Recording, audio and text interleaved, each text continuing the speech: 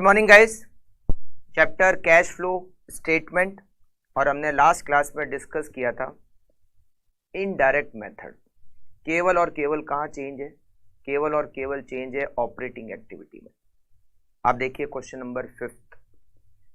Messrs Jyoti of star oil limited has collected the following information for the preparation of cash flow statement for the year ended 31st March 2001। Rupees in lakhs. Net profit दे रखा है। अच्छा, net profit दे रखा है, इसका मतलब ये बिफोर टैक्स दे रखा होगा, आफ्टर टैक्स दे रखा होगा, right. Dividend paid. Dividend paid कहाँ जाएगा? डिविडेंड पेड जाएगा फाइनेंसिंग एक्टिविटी में। प्रोविजन फॉर इनकम टैक्स, इतना प्रोविजन बनाया। कितना प्रोविजन बनाया? 5000। तो जो प्रोविजन बनाया वो नेट प्रॉफिट में ऐड हो जाएगा। तो हम सबसे पहले ऑपरेटिंग में क्या लिखते हैं? Net profit before tax. Income tax paid, देखो प्रोविजन फॉर टैक्स अलग से दिया हुआ है और इनकम टैक्स पेड अलग से दिया हुआ है। तो ये जो इनकम टैक्स पेड है ये तो ऑपरेटिंग में सबसे लास्ट में माइनस करेंगे, और ये जो प्रोविजन फॉर टैक्स दिया हुआ है ये हम नेट प्रॉफिट में ऐड करेंगे, जिससे हमें नेट प्रॉफिट बिफोर टैक्स मिलेगा। Loss on sale of assets operating में ऐड होता है। Book value of asset sold, जो एसेट हमने बेची उसकी बुक वैल्यू 185 और उसको बेचने से 40 का लॉस हो गया। तो जितने में हमने बेचा है, कितने में बेचा है? 185 की बुक वैल्यू, सेल करने से 40 का लॉस हो गया, मतलब हमने इसको 145 में सेल किया। 145 में जो सेल किया है वो कहाँ आएगा? इन्वेस्टिंग एक्टिविटी में, सेल ऑफ फिक्स्ड एसेट्स। और जो लॉस है वो ऑपरेटिंग एक्टिविटी में ऐड हो जाएगा। डेप्रीसिएशन ऑपरेटिंग में ऐड हो जाएगा। Profit on sale of investment operating में लेस हो जाएगा। Carrying amount of investment sold, carrying amount का मतलब उसकी बुक वैल्यू, जो इन्वेस्टमेंट सेल किए उसकी बुक वैल्यू 27765 और बेचने से 100 का प्रॉफिट हो गया। तो बेचा कितने में? हमने उसको बेचा 27865 में। तो जितने में बेचा है वो आएगा इन्वेस्टिंग एक्टिविटी में, और जो प्रॉफिट है वो ऑपरेटिंग में से माइनस हो जाएगा। Interest income received on investment operating में से माइनस और इन्वेस्टिंग एक्टिविटी में ऐड हो जाएगी। Interest expenses of the year, और आगे दे रखा है interest paid during the year. Interest expenses of the year मतलब ये एक्रूअल बेसिस पे, और इंटरेस्ट पेड जितना हमने एक्चुअल पेड किया। तो जितना इंटरेस्ट एक्चुअल पेड किया वो फाइनेंसिंग एक्टिविटी में आ जाएगा, और जो इंटरेस्ट एक्रूअल बेसिस में है वो ऑपरेटिंग एक्टिविटी में ऐड हो जाएगा। इंक्रीज इन वर्किंग कैपिटल, अच्छा इसने वर्किंग कैपिटल सारे का ऑल नेट ही दे रखा है। Net increase in working capital दे रखा है excluding cash and bank balance 56081। Working capital का इंक्रीज हो रहा है तो उससे कैश डिक्रीज हो जाएगी। Purchase of fixed assets investing activity. Investment in joint venture, investment किया है, investing activity. Purchase of fixed assets भी कहाँ आएगा? इन्वेस्टिंग एक्टिविटी में। इन्वेस्टमेंट इन जॉइंट वेंचर भी कहाँ आएगा? इन्वेस्टिंग एक्टिविटी में। कंस्ट्रक्शन, कंस्ट्रक्शन का वर्क है तो कंस्ट्रक्शन का वर्क कहाँ जाएगा? इन्वेस्टिंग एक्टिविटी में। कंस्ट्रक्शन किसका होता है? एसेट का। तो ये तीनों इन्वेस्टिंग एक्टिविटी में जाएंगे। Proceed from calls in arrear, share capital की कॉल्स इन एरियर मिली, कहाँ जाएगी? फाइनेंसिंग में। Receipt of grant for capital project, ये सब्सिडी है, जो गवर्नमेंट से सब्सिडी मिलती है कैपिटल प्रोजेक्ट के लिए, तो वो फाइनेंसिंग एक्टिविटी में जाता है। गवर्नमेंट से जो सब्सिडी मिलती है वो फाइनेंसिंग एक्टिविटी में जाती है, कैपिटल प्रोजेक्ट के लिए जो सब्सिडी मिलती है। Proceed from long term borrowing financing, proceed from short term borrowing financing. Opening cash balance और closing cash balance, answer verify हो जाएगा। Prepare the cash flow statement for the year ended 31st March 2001 in accordance with AS3, make necessary assumption. चलिए बनाते हैं cash flow statement. इसका नाम है stars oil limited. Stars oil limited cash flow statement for the year ended 31st March 2001। 31st March 2001। ये सारे rupees in lakhs दे रखे हैं। तो हम भी यहाँ पर रुपीज इन लैक्स में लेंगे।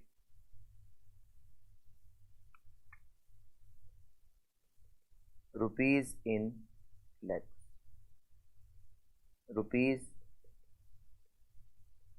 इन लैक्स। स्टार्ट करते हैं। सबसे पहले cash flow from operating activity, cash flow from operating activity, cash flow from operating activity. Cash flow from operating activities में net profit before tax, net profit हमें दे रखा है 25,000 और प्रोविजन फॉर टैक्स दे रखा है 5,000, दोनों की टोटल 30,000। उसके बाद अगर आप क्वेश्चन को स्टार्टिंग से देखो तो यहां दे रखा है loss on sale of asset 40, ये ऐड हो जाएगा। Loss on sale of assets 40 add हो जाएगा। देन डेप्रीसिएशन 20,000 ऐड हो जाएगा। डेप्रीसिएशन 20,000 ऐड हो जाएगा। Then profit on sale of investment less हो जाएगा 100। Profit on sale of investment less हो जाएगा 100। उसके बाद इंटरेस्ट इनकम 2506 लेस हो जाएगी 2506। Income on investment, income on investment. फिर इंटरेस्ट एक्सपेंस जितना P&L में लिया 10,000 वो ऐड हो जाएगा। इंटरेस्ट एक्सपेंस 10,000 ऐड हो जाएगा। उसके बाद वर्किंग कैपिटल का चेंज बाद में लेंगे। फिर इसके अलावा अभी तो कुछ नहीं आएगा, तो यहां हम लिखेंगे cash flow before working capital change 30,000 plus 40 plus 20,000 minus 100 minus 2506 plus 10,000, it is 57,434। Increase in working capital, और वो ऑलरेडी कैश और बैंक बैलेंस को छोड़ के ही दे रखा है। इंक्रीज इन वर्किंग कैपिटल, इसको हमें माइनस करना है।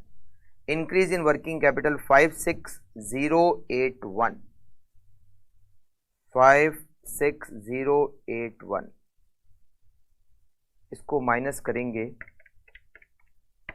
तो ये हमें मिलेगा 1353। ये क्या होगा? कैश फ्लो बिफोर टैक्स, और यहां पर हम लिखेंगे टैक्स पेड। टैक्स पेड किया हमें दे रखा है income tax paid, it is 4248, 4248। तो नेट रिजल्ट तो नेगेटिव आ गया, 4248, इट इज 2895, 2895। इसके सामने क्या लिखेंगे? Net cash used in operating activity, net cash used in operating activity. अब हम लेंगे दूसरी activity, investing activity, cash flow from investing activity.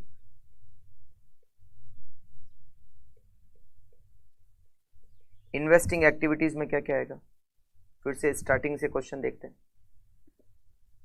सबसे पहले डिविडेंड पेड नहीं, अच्छा यहां एसेट सोल्ड की, जो एसेट सोल्ड की उसकी बुक वैल्यू 185 है और उसको बेचने से हमें 40 का लॉस हो गया, तो हमने सेल कितने में किया? 145 में। Sale of fixed assets it is 145 और ये है inflow.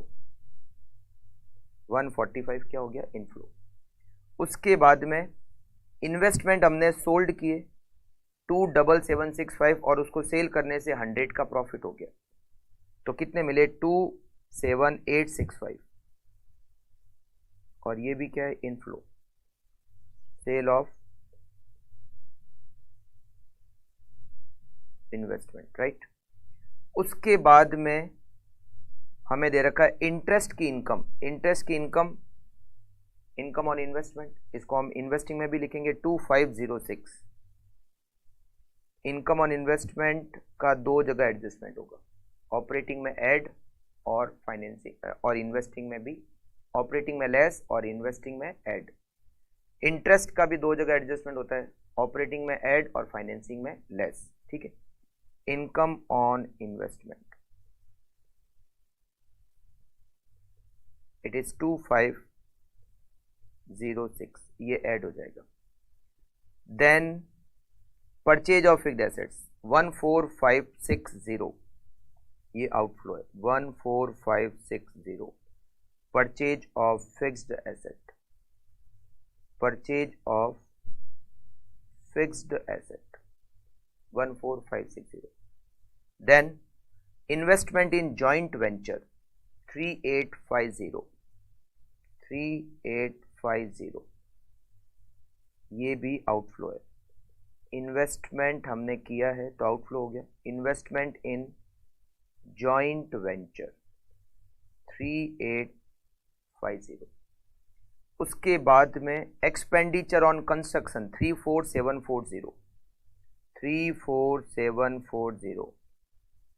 Construction expenditure, fixed assets का construction, construction of fixed asset.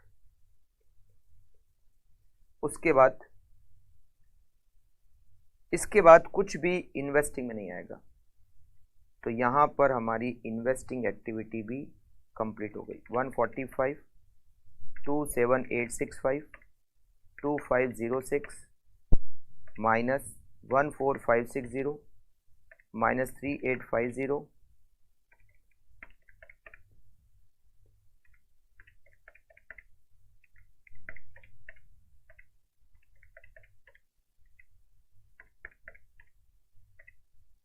$34,740। Net result negative है।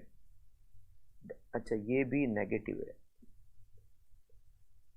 और ये भी negative, 22634। Net cash used in investing activity, net cash used in investing activity. उसके बाद में cash flow from financing activity,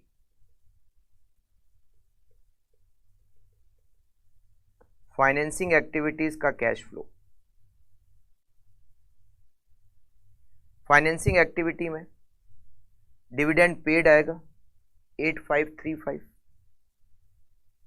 dividend paid 8535। Then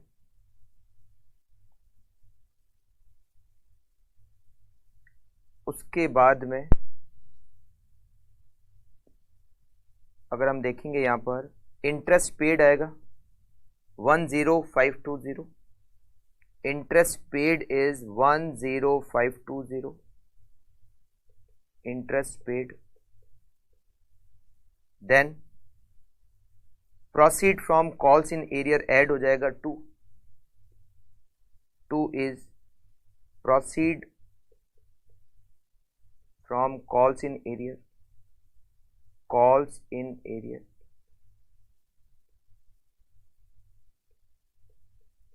फिर grant for capital project, ये भी ऐड हो जाएगा, capital project it is 12. Then हमें दे रखा है long term borrowing 25980, 25980, 25980 long term borrowing, short term borrowing,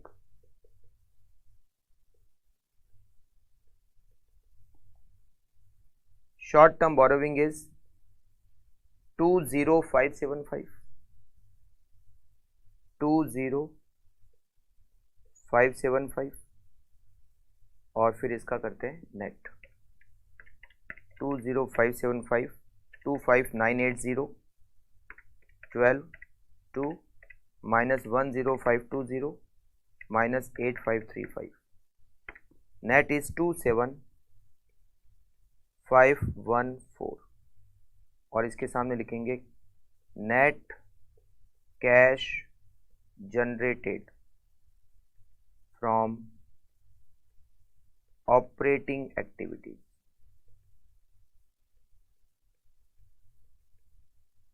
और फिर करेंगे इन सब का नेट 27514 माइनस 22634 और माइनस 2895, नेट हो गया 1985 और ये इंक्रीज है 1985, 1985 net cash increase, net increase in cash and cash equivalent, net increase in cash and cash equivalent, opening balance of cash and cash equivalent, cash और cash equivalent का opening balance कितना है? It is 5003, 5003 is opening balance, तो हमें मिल जाएगा closing balance of cash and cash equivalent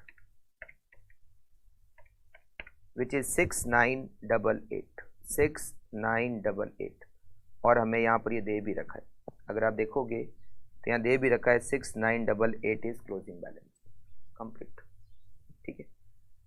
तो आप इसको फटाफट से कंप्लीट कर लीजिए।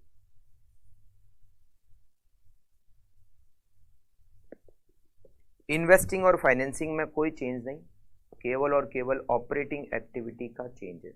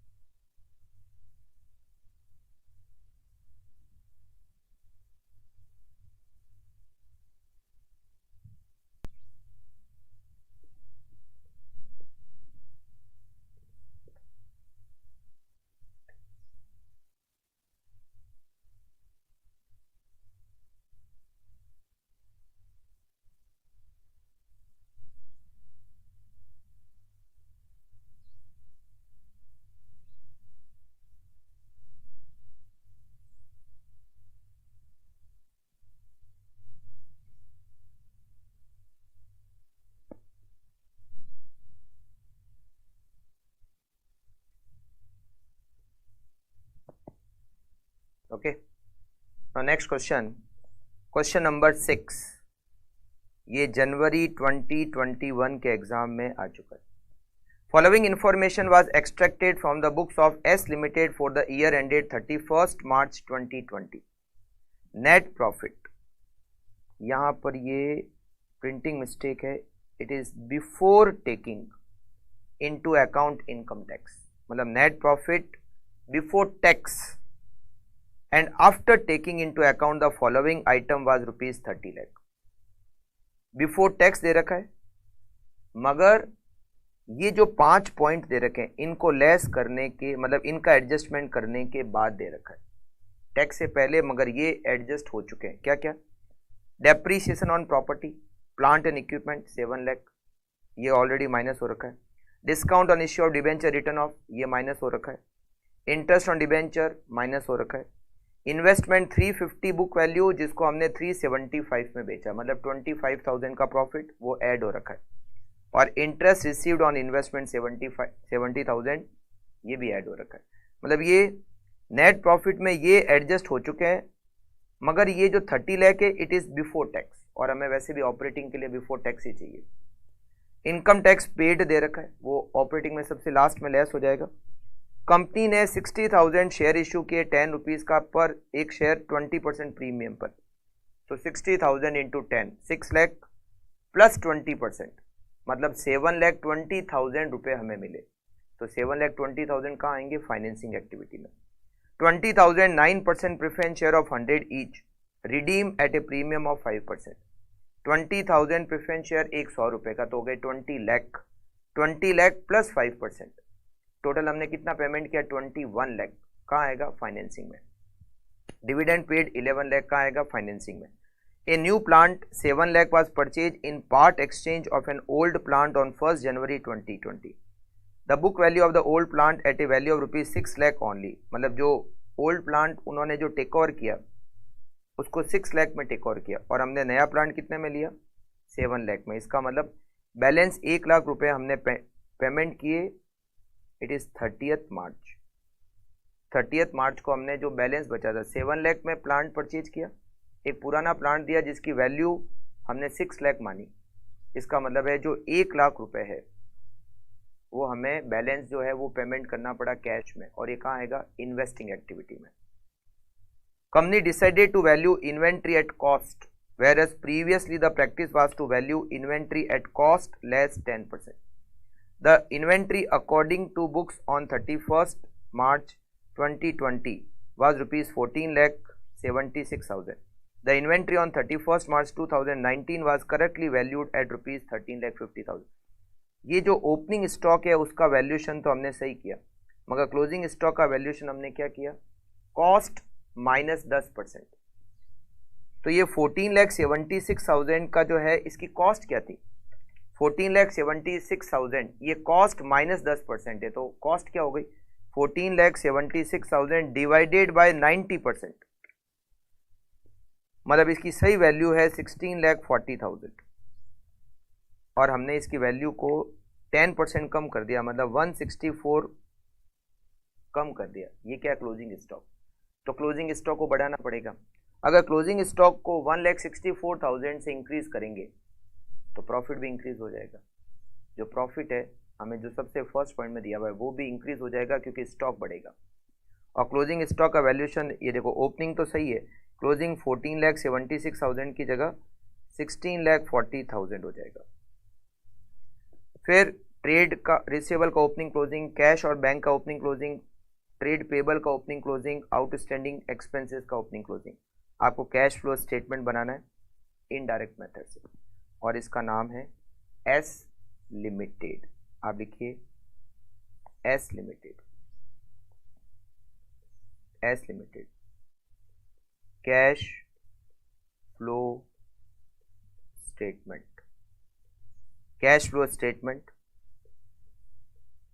for the year ended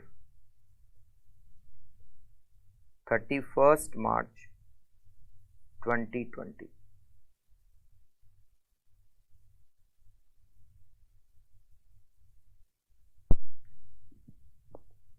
rupees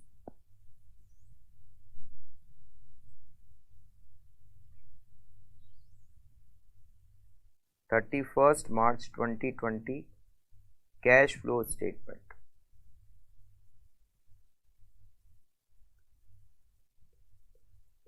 सबसे पहले cash flow from operating activity,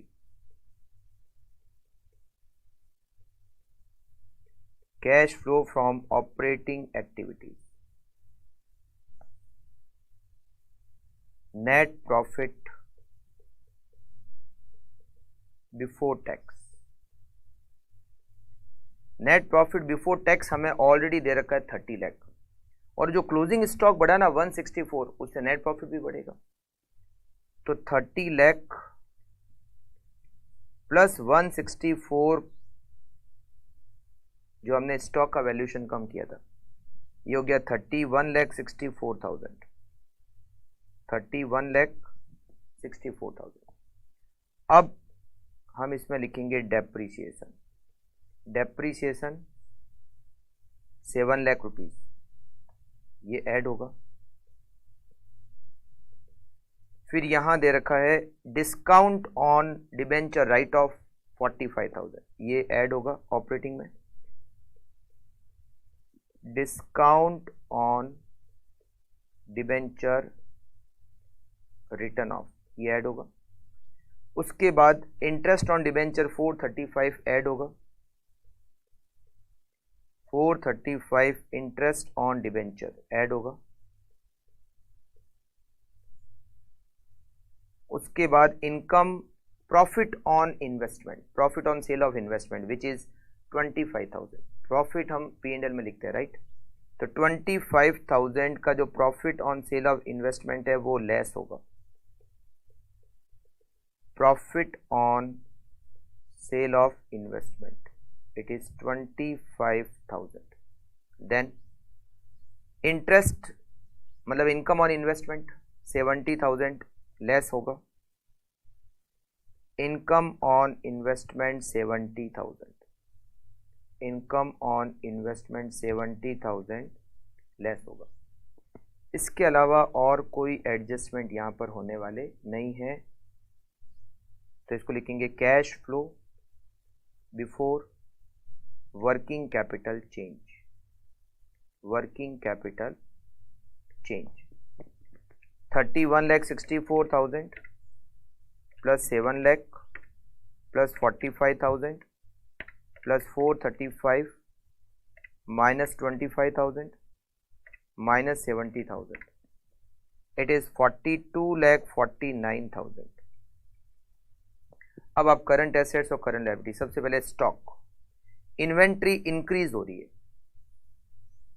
increase in inventory, increase in inventory. Current assets, current assets increase होती है तो हम माइनस करते हैं, मतलब कैश आउटफ्लो में लिखते हैं। 16,40,000। अब हमें करेक्ट इन्वेंट्री लेनी है। 1640 माइनस 13,50,000, 2,90,000, 2,90,000 ब्रैकेट में। उसके बाद में ट्रेड रिसीवेबल डिक्रीज हो रहे हैं, डिक्रीज इन ट्रेड रिसीवेबल। कितने डिक्रीज हो रहे हैं? 3,27,000 माइनस 3,13,200, 13,800 से डिक्रीज हो रहे हैं, डिक्रीज हो रहे हैं, ऐड हो जाएगा। उसके बाद में हमें लेना है ट्रेड पेबल। करंट कैश और बैंक को तो लेना नहीं है, और ट्रेड पेबल इंक्रीज हो रहे हैं। 287,300 माइनस 284,700, 2,600 से इंक्रीज हो रहे हैं। Increase in trade payable increase हो रहे हैं तो यहां पर ऐड हो जाएंगे 2,600।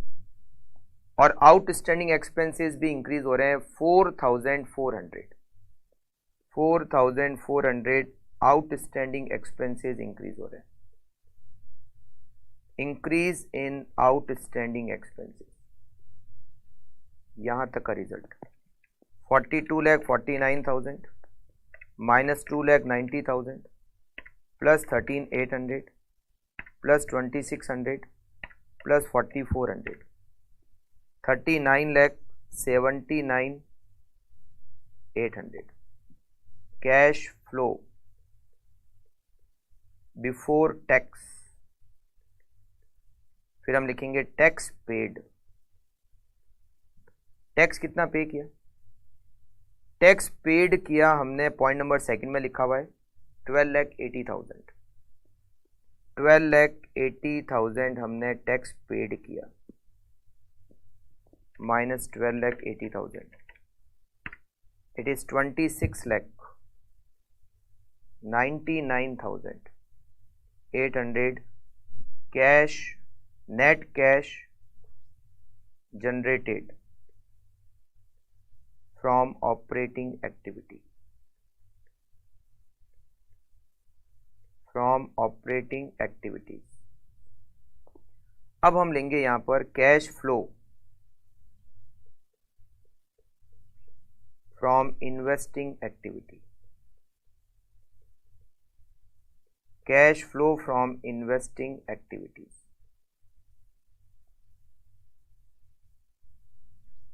Cash flow from investing activity में स्टार्टिंग से क्वेश्चन देखते हैं। इन्वेस्टमेंट सेल किए, सबसे पहले तो ये आएगा 375 में, sale of investment, sale of investment 3,75,000। Then income on investment 70,000, 70,000 income on investment, income on investment 70,000, ये ऐड होगा। उसके बाद में थर्ड पॉइंट, फोर्थ पॉइंट नहीं, फिफ्थ नहीं, हाँ प्लांट 7 लाख बदले में 6 लाख का दिया, पेमेंट नेट 1 लाख करना पड़ा। Purchase of plant 1 lakh rupees payment करना पड़ा, purchase of plant 1 lakh rupees. उसके बाद में इसमें और कुछ आना नहीं है, तो इस तीनों का जो नेट होगा वो प्लस होगा, 375 plus 70,000 minus 1 lakh, it is 345। Net cash generated from investing activity.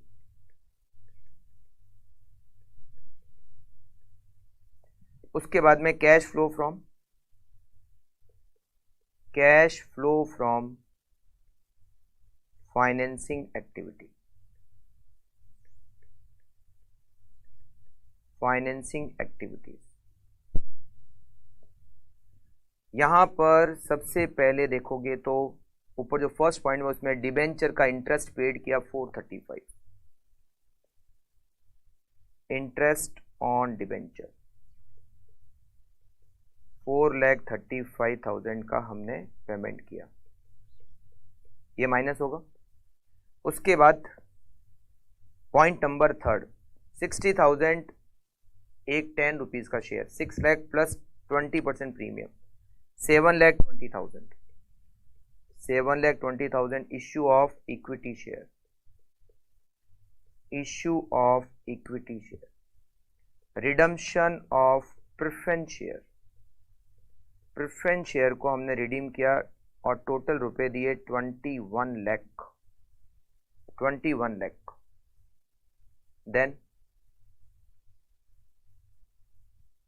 Dividend paid किया 11 lakh, dividend paid 11 lakh, dividend paid. और यहां पर हमारी फाइनेंसिंग एक्टिविटी भी कंप्लीट।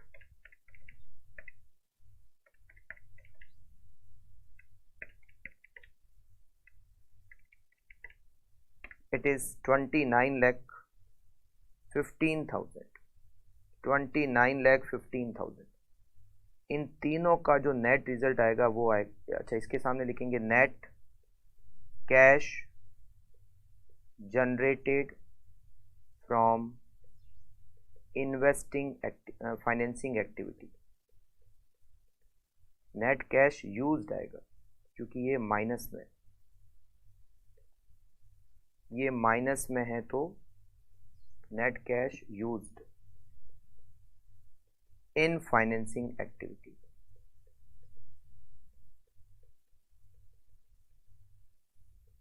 और इन तीनों का नेट रिजल्ट आएगा increase, net increase in cash and cash equivalent. फिर लिखेंगे opening balance of cash and cash equivalent, तो हमें मिलेगा closing balance of cash and cash equivalent. 26,99,800 plus 345 minus 29,15,000, it is 129,800 net increase. Opening balance cash और bank का हमें दे रखा है 2,40,700, 2,40,700, इट इज 3,70,500 और यहाँ क्लोजिंग बैलेंस दे रखा है 3,70,500। करेक्ट, आप लोग इसको कंप्लीट कर लीजिए।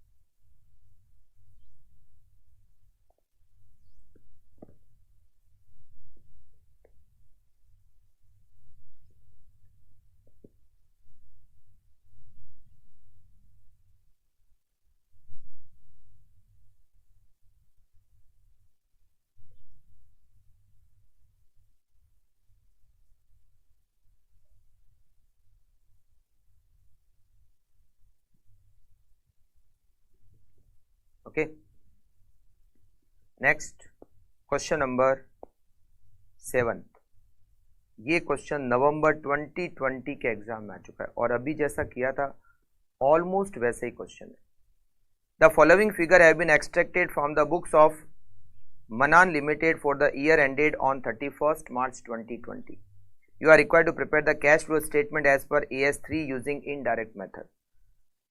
Net profit before taking into account income tax and income from lawsuit, but after taking into account the following item was rupees 30 lakh. इसमें थोड़ी प्रिंटिंग मिस्टेक है, ये पॉइंट नंबर F नहीं है, कॉम्पनसेशन, ये मेन पॉइंट है, ये point यहाँ आना चाहिए था 2, कॉम्पनसेशन रिसीव। मतलब ये जो कॉम्पनसेशन रिसीव हुआ है ये अभी हमने इसमें एडजस्ट नहीं किया हुआ है, ये केवल ये एडजस्टमेंट ही किए हुए हैं इस 30 लाख में। तो net profit before taking into account income tax and income from law suit, law suit से जो इनकम हुई वो अभी तक नेट प्रॉफिट में नहीं है।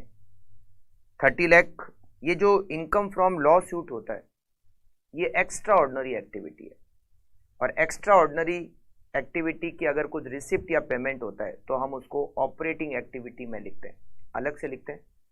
Income from extra ordinary activity लिखते कहाँ पर है, हम उसको ऑपरेटिंग एक्टिविटी में लिखते हैं। कहाँ पर लिखते हैं, टैक्स के साथ में, जहाँ पर हम टैक्स पेड करते हैं उसके बाद में हम लिखते हैं उसको एक्स्ट्रा ऑर्डिनरी एक्टिविटी की रिसिप्ट।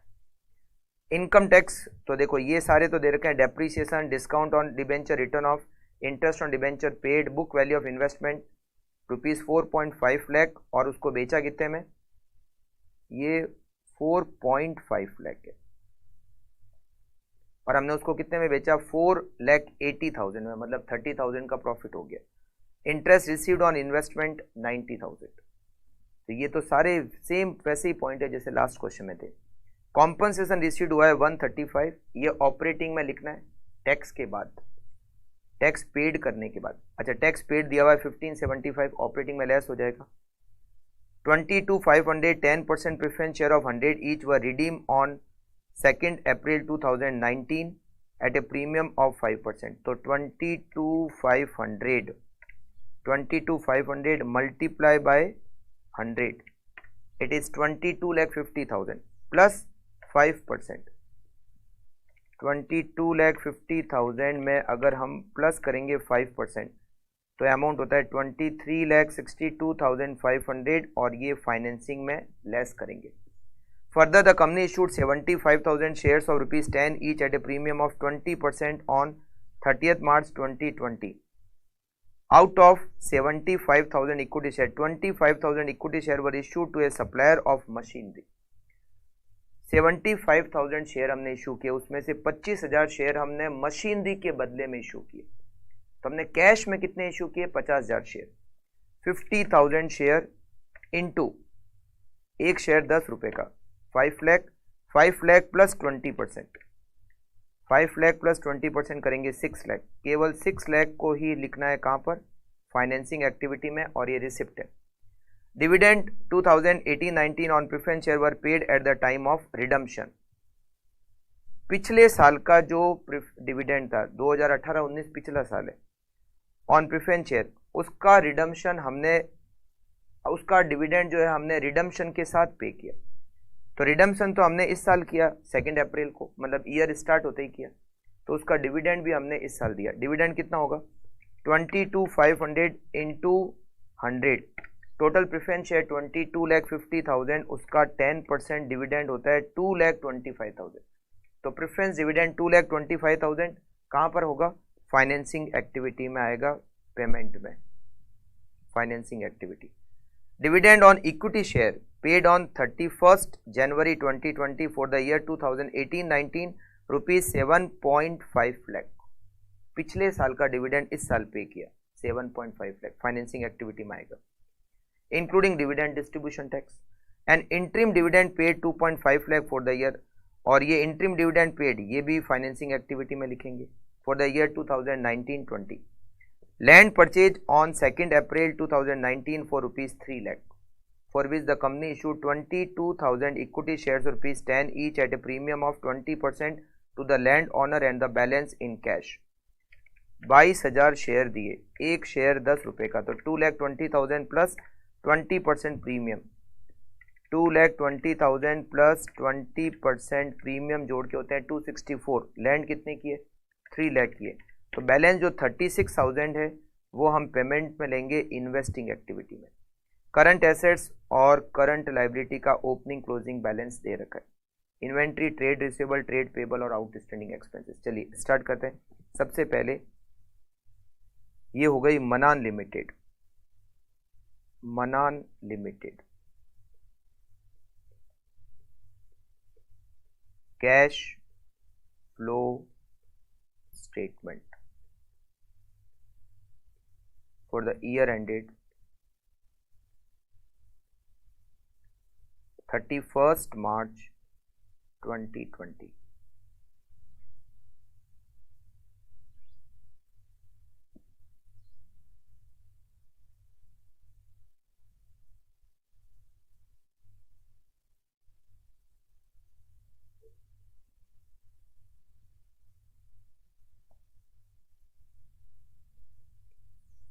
रुपीज. सबसे पहले cash flow from operating activity.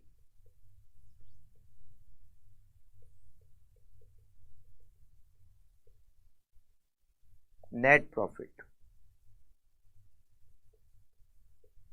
Net profit before tax and extra ordinary item. यहां पर वो एक्स्ट्रा ऑर्डिनरी एक आइटम है, इसीलिए उससे पहले का नेट प्रॉफिट 30 लाख हमें दे रखा है. ये बिफोर टैक्स और बिफोर एक्स्ट्रा ऑर्डिनरी आइटम ही दे रखा है. अच्छा, इसके बाद में डेप्रीसिएशन 7.5 लाख, 7,50,000 का डेप्रीसिएशन ऐड होगा.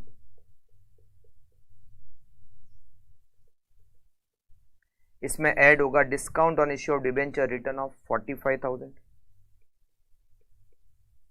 Discount on issue of debenture return of, फिर इंटरेस्ट ऑन डिबेंचर 525 ऐड होगा. 525 इंटरेस्ट ऑन डिबेंचर ऐड होगा, और इन्वेस्टमेंट को सेल क्या, उसे प्रॉफिट हुआ 30,000 का, 30,000 profit on sale of investment, profit on sale of investment 30,000 less होगा। उसके बाद इंटरेस्ट ऑन इन्वेस्टमेंट 90,000 लेस होगा, interest on investment, interest on investment, या इसको इनकम ऑन इन्वेस्टमेंट भी कह सकते हैं।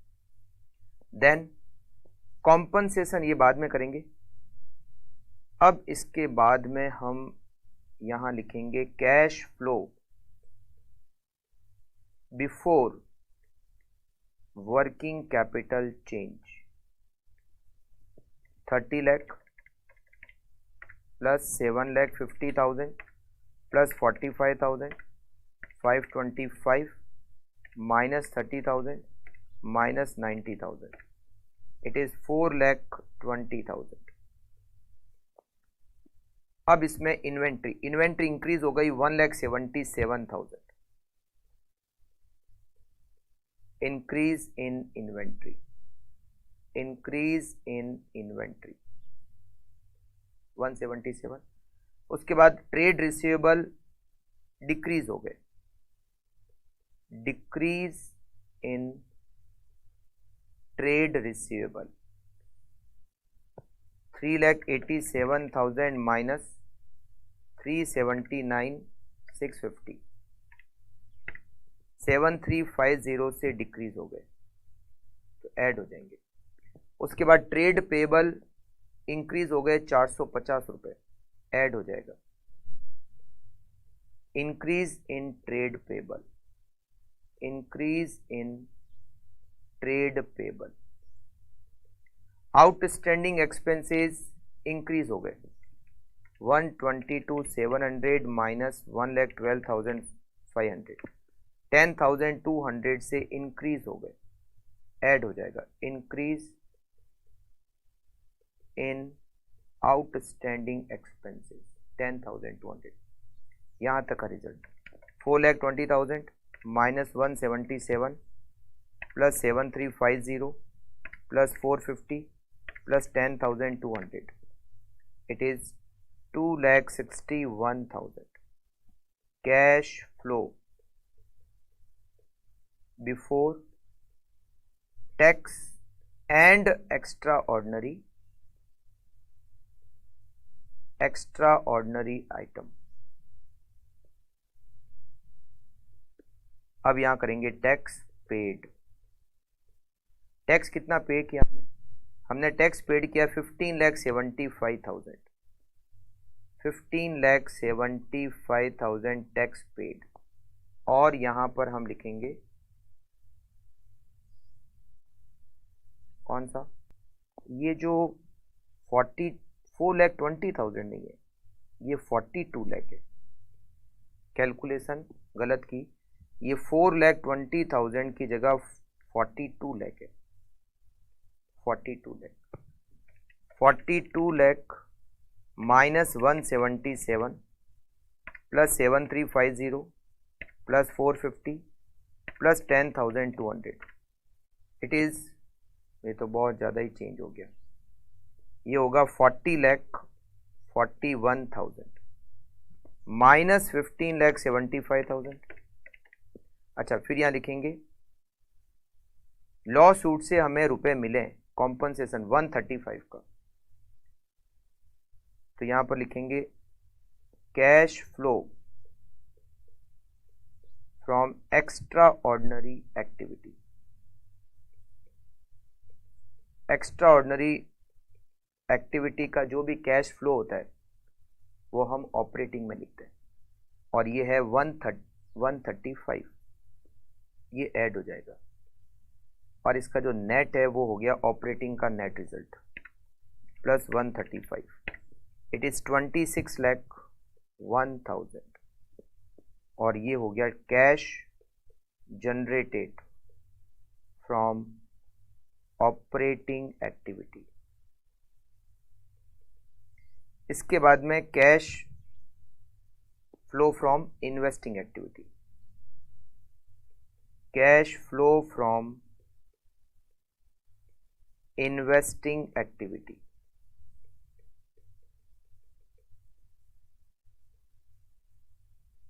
Cash flow from investing activity में हम यहां पर लिखेंगे फर्स्ट पॉइंट का पॉइंट नंबर डी, इन्वेस्टमेंट को सेल किया 4,80,000, sale of investment, sale of investment it is 4,80,000। Then interest received on investment 90,000, 90,000 interest received on investment, 90,000। Then यहां पर एक लैंड परचेज की, बदले में शेयर्स दिए मगर कुछ पेमेंट कैश में दिया 36,000, परचेज ऑफ लैंड 36,000 ब्रैकेट में, परचेज ऑफ लैंड 36,000, और इसके अलावा यहाँ पे कोई एडजस्टमेंट नहीं होगा।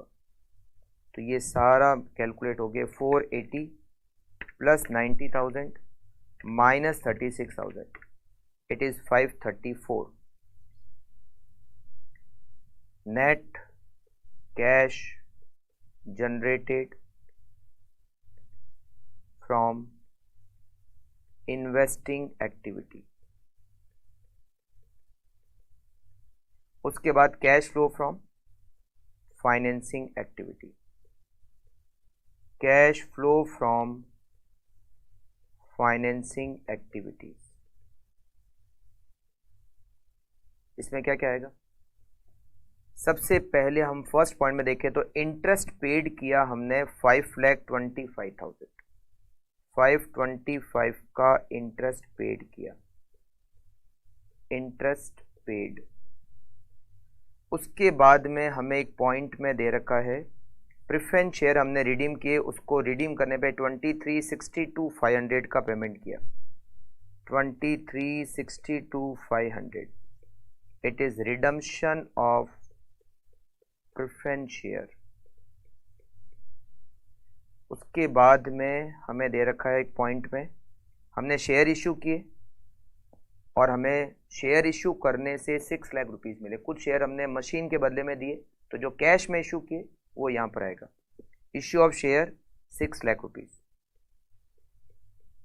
6 लाख इशू ऑफ शेयर। फिर हमने प्रेफरेंस डिविडेंड पेड किया, preference dividend paid, last year का प्रेफरेंस डिविडेंड हमने इस साल दिया, तो 22,50,000 का 10% होता है 2,25,000, 225 का हमने प्रेफरेंस डिविडेंड पेड किया, 2,25,000 का प्रेफरेंस डिविडेंड पेड किया।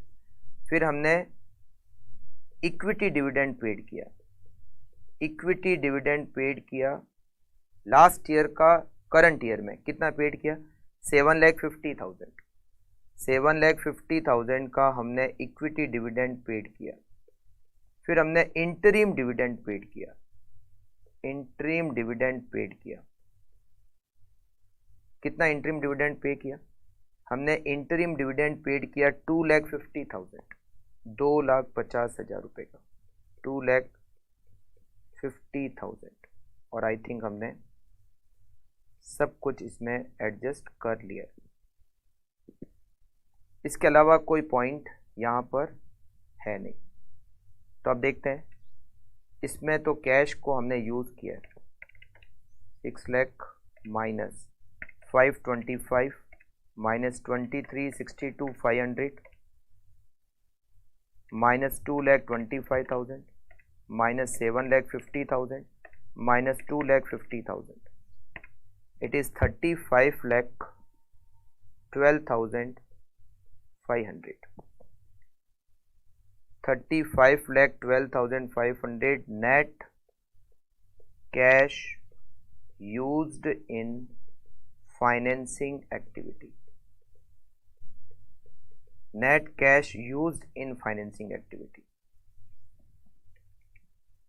अब इनका नेट करते हैं। 26 लाख 1000 प्लस 534 माइनस 35 लाख 12,500, ये 377,500 नेगेटिव है, मतलब net decrease in cash and cash equivalent.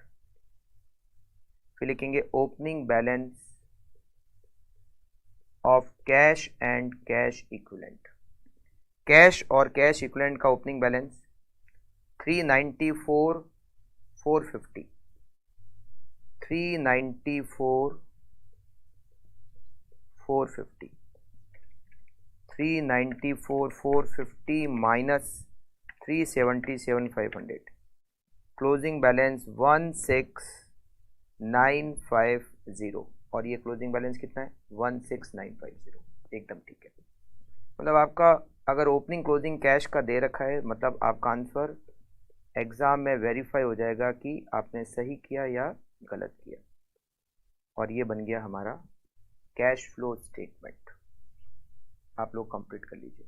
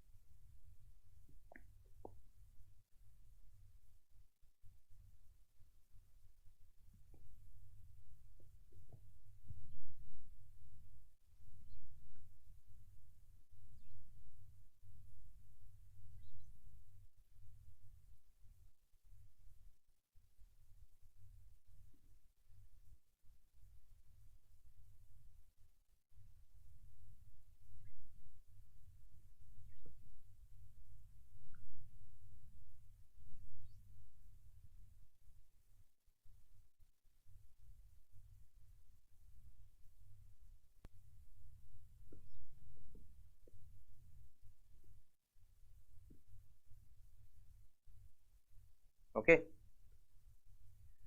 Next question, question number 8 नवंबर 2007 के एग्जाम में आ चुका है। ये मैं आपको पूरा बता दूंगा, इसको आपको सॉल्व करना है।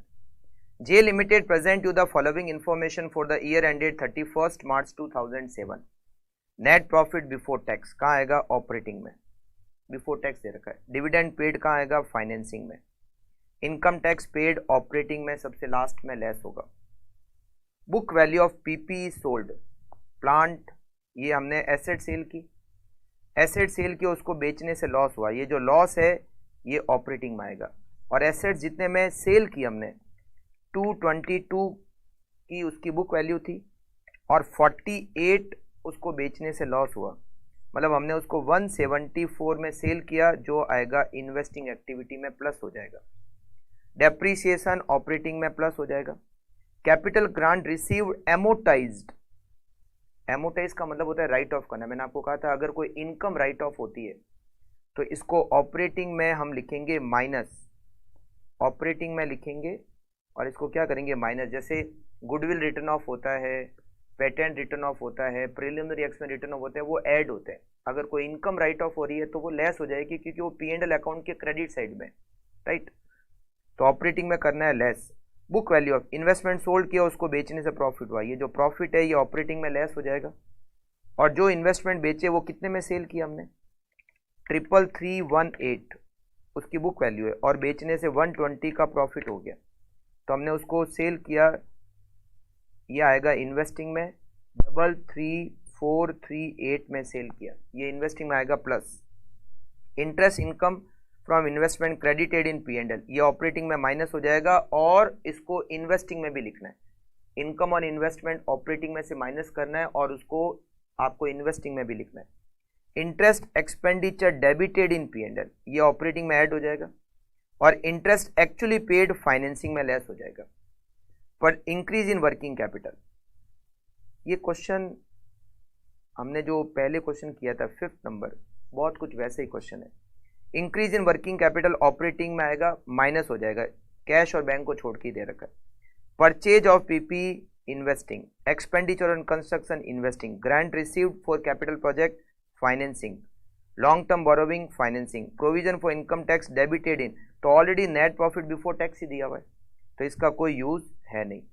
कैश का ओपनिंग बैलेंस दिया हुआ है, कैश का क्लोजिंग बैलेंस दिया हुआ है, आपका आंसर वेरीफाई भी हो जाएगा। ठीक है, तो ये क्वेश्चन नंबर 8 आपको घर पे करना है। बहुत सारे अभी तक और क्वेश्चन करेंगे हम, नेक्स्ट क्लास से स्टार्ट करेंगे क्वेश्चन नंबर 9 से। मिलते हैं next class. Okay, thank you, bye bye.